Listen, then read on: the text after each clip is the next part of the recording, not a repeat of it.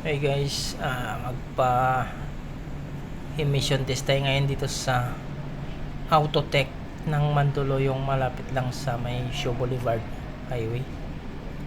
Dito ako ngayon sa counter for payment na, karting ko lang. Tapos ko nag-payment, ay na, pangalawa na ako guys.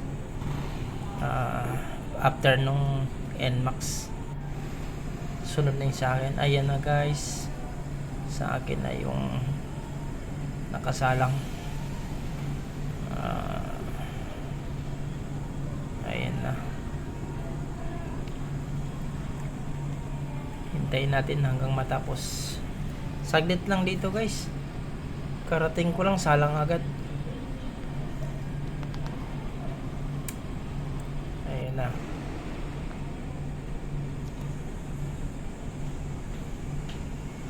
chinecheck pa nila yung tapos after nyan pipicturean pa yung engine, yung sa ilalim kung may tagas, ganon. Ito na guys, chinecheck na yung preno sa harap. Pagkatapos ng preno sa harap, yung likod naman. Tapos i-check yung busina at saka yung ilaw. May nasundan ako guys, bagsak yung ilaw niya kasi medyo malabo na yung ilaw niya. Ibuti na lang yun sa akin, nung nalaman ko na bumagsak siya, pinalitan ko kaagad-agad ng bagong ilaw. Kaya na guys, computerized po dito lahat. Ang bilis lang yung proseso kasi computerized. Okay, yung likod naman.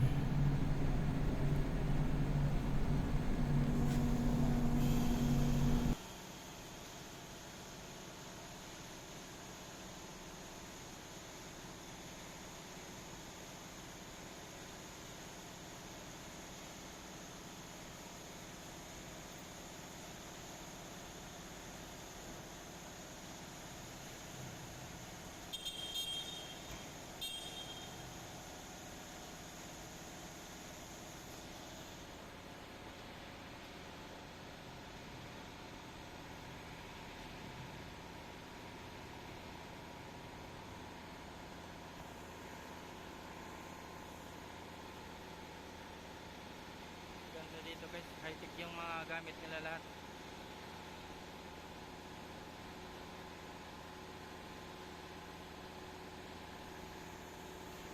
Wala pa masyadong pila ito, ang bilis lang ng emission.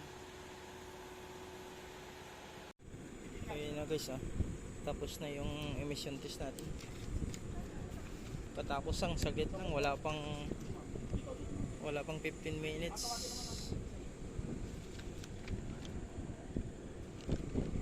Ayun na guys, mabilis dito guys, Autotech. Guys, tapos na yung emission test natin. Punta na tayo sa may LTO para register na natin. Ang bilis yung emission test nila dito guys,